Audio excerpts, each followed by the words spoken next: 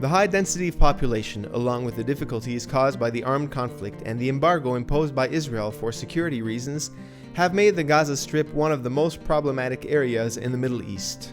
In this small slice of Middle Eastern territory controlled by the Islamic radicals of Hamas, there is also a small Christian community which dates back to the first centuries of Christianity.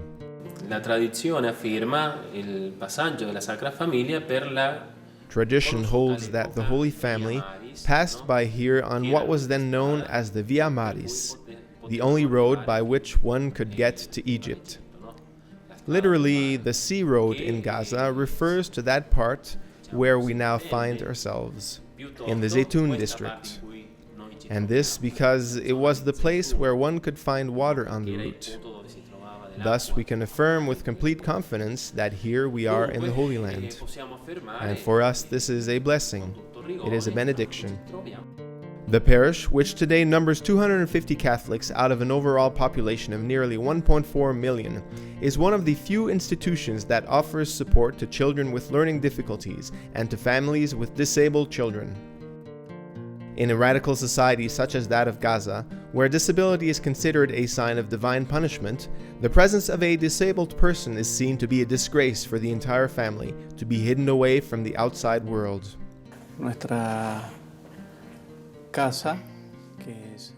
Our home is one of welcoming and shelter for disabled children.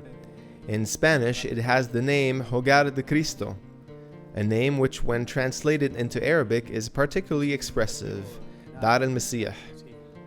It's a home, a shelter for disabled children. At the moment, we have 3 children here. Suleiman, who has just finished lunch and is resting. Dija, who is accompanying me, and whom we call Juju, is 10 years old. And Mansour, who is also 10. When they were younger, they were cared for in the shelter of the Sisters of Charity. In view of their age, it is no longer possible for them to be cared for there. And that's the reason we created this new shelter.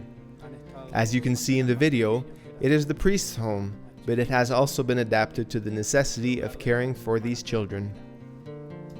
The project Gaza Emergency will offer aid to the local parish for maintaining and improving conditions in the 2 shelters that have recently been opened, and will also seek to raise awareness and respect among the local population for the disabled and their special needs.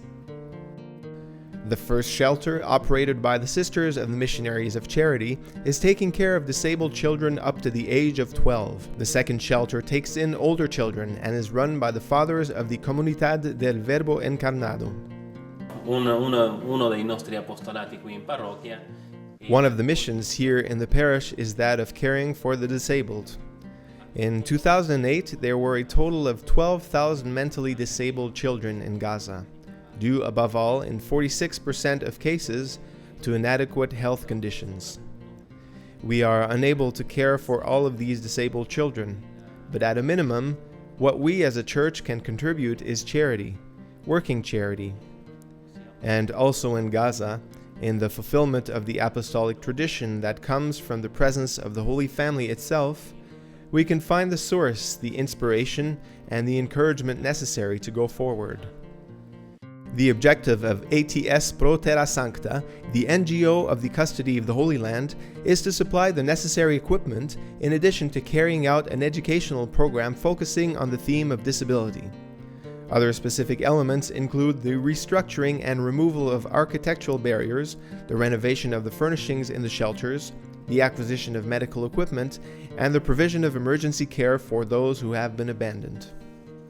You too can help raise the House of Charity in Gaza. Please help us shelter and maintain children and those most in need.